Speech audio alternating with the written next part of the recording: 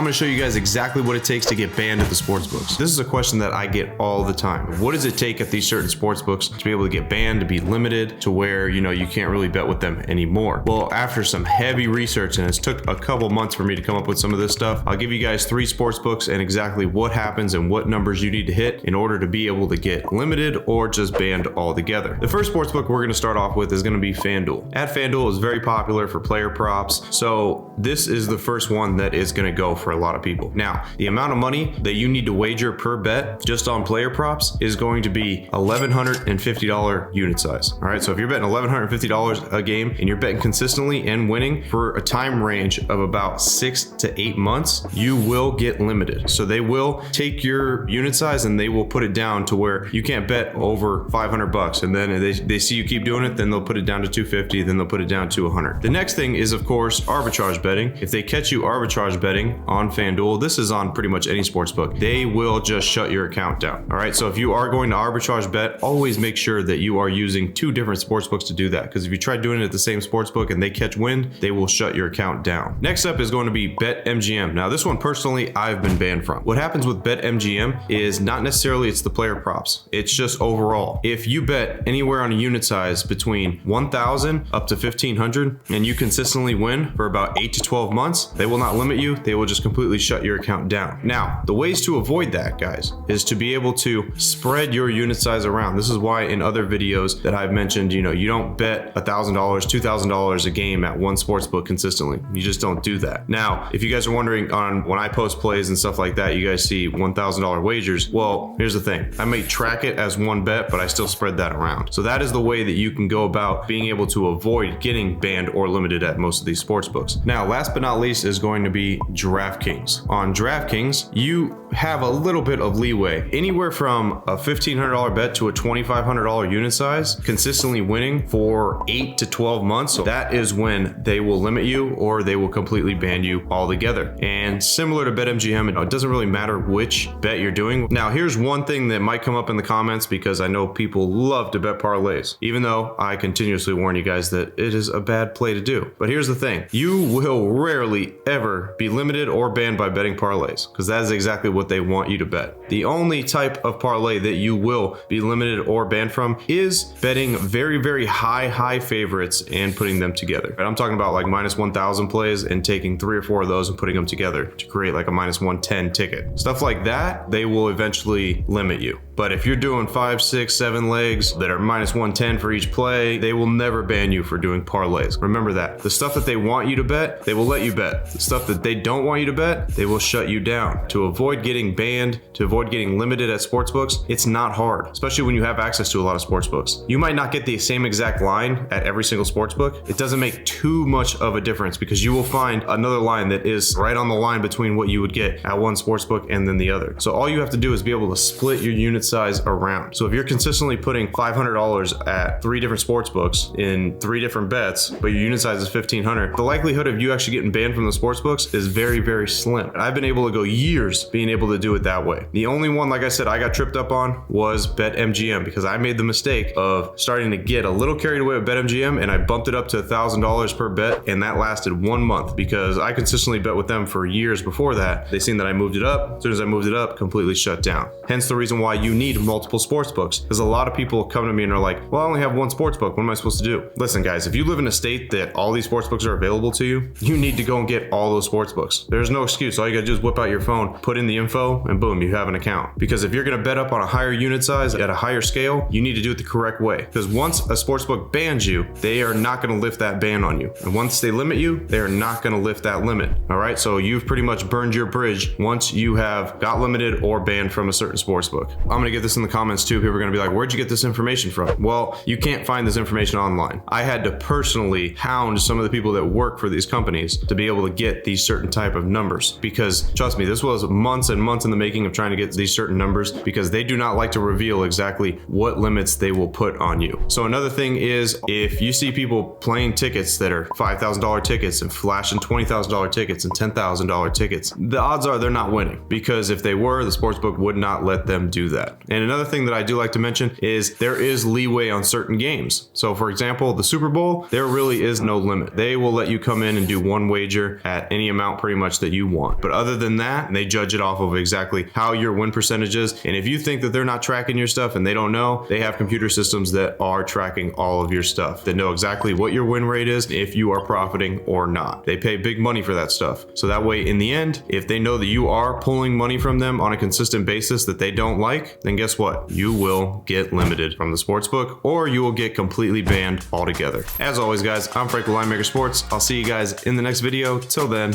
I'm out.